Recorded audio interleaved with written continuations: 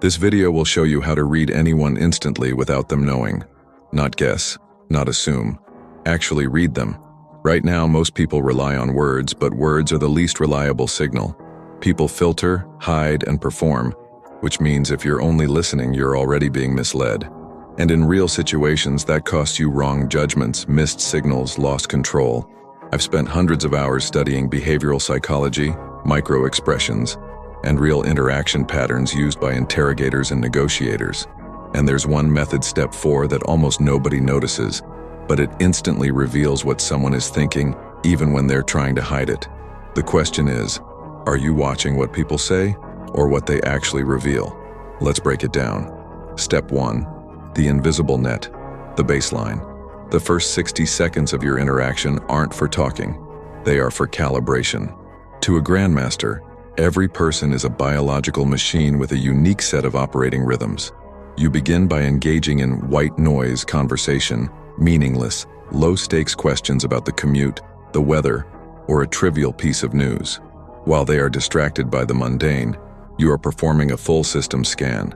You are looking for their 0 point, the natural frequency of their blink rate, the specific tilt of their head when they listen, and the way their hands rest when there is no perceived threat. Ayanokoji doesn't look for the lie. He looks for the deviation. If you don't know how they act when they are bored, you will never truly know how they act when they are terrified. You must resist the urge to rush into the interrogation. Instead, you stay in this phase until you can predict their next movement before they make it. You are weaving an invisible net of data points around them so that later, when you finally drop the hot question, even the slightest tremor in their vocal pitch or a 3-millisecond delay in their response will hit your net like a thunderclap. In this first minute, you aren't an enemy. You are a ghost, recording the symphony of their normal behavior so you can recognize the exact moment they hit a sour note. Step 2. The cognitive load trap, the processing limit. Once the baseline is set, you move from passive observer to active predator. This phase is built on a single biological truth. The human brain has a finite amount of processing power. When a person is telling the truth, they simply retrieve a memory, a low-energy task. But when they are constructing a lie or hiding an emotion, their brain must simultaneously invent a narrative, check it for logical consistency, and suppress their natural physical reactions. This is cognitive load. To a grandmaster, this looks like a computer stuttering under a heavy program. You introduce a high-stakes variable, a question or a piece of information that forces them to calculate. Watch their eyes.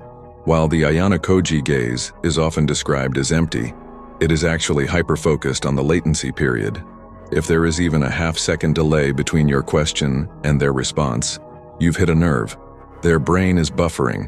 You are looking for the blink lock, when a person's eyes stop moving entirely for a second as they focus inward to craft a response, or the pupillary dilation that occurs when the sympathetic nervous system kicks in. They might try to maintain a cold, Ayanokoji-esque exterior, but they cannot control the blood flow to their face or the micro-tremors in their fingers.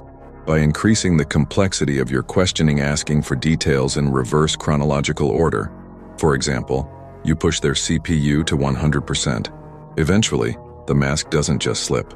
It shatters under the weight of its own complexity. You aren't just reading them anymore.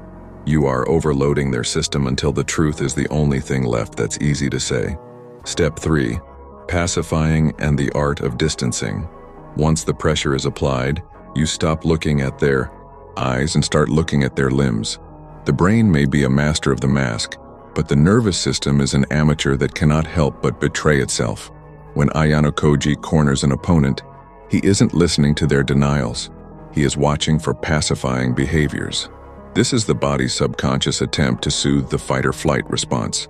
Watch for the hand moving to the suprasternal notch at the base of the neck, or the subtle rubbing of the thighs, a ventral rub designed to calm the heart rate.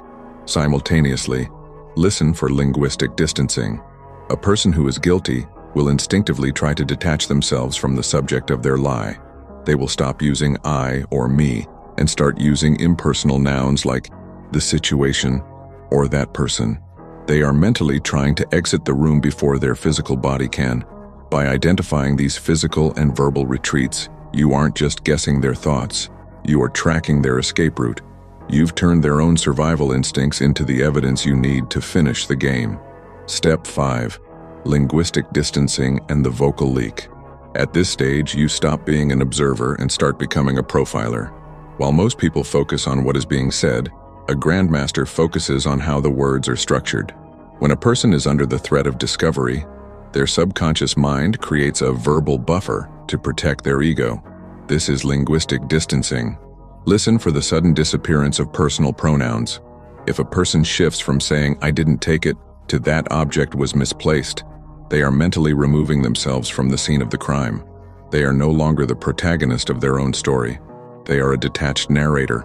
In the Ayanokoji style of analysis, you also look for specific negation. If you ask a general question and they give an overly specific, rehearsed denial, they are following a script. They aren't answering you. They are defending a position. Pay attention to the vocal pitch spike, a momentary rise in frequency at the end of a sentence that betrays a lack of confidence. By the time they finish their sentence, they've given you more information through their word choice than they ever intended to reveal.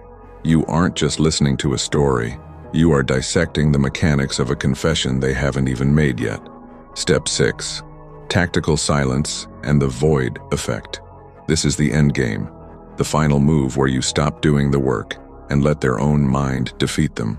Most people feel an instinctive biological need to fill any gap in a conversation. A grandmaster exploits this. After your subject finishes their defense, you don't respond. You don't nod, you don't blink, and you don't look away. You simply maintain the Ayanokoji stare, a neutral, unblinking gaze that offers zero feedback. This creates a psychological void. As the seconds tick by, their brain begins to panic, wondering if their lie wasn't convincing enough or if you know something they don't. To bridge this unbearable silence, they will almost always start over-explaining. They will provide unnecessary details, offer bonus alibis, or exhibit a nervous leak like a forced laugh. In that 4-second window of absolute silence, the mask doesn't just slip, it collapses. You haven't said a single word, yet you forced them to provide the very evidence they were trying to hide. The game is over. They just haven't realized it yet. In the end, people aren't mysteries. They are just puzzles with missing pieces. Most are content to stay in the dark, but you've just been given the light. Remember, a grandmaster doesn't win by being loud. He wins by being the only one who truly knows what's happening in the room. Use this knowledge, or be the one it's used against. The choice, as always, is yours. Subscribe and stay with me on this journey. But don't share it everywhere. Not everything is meant for everyone.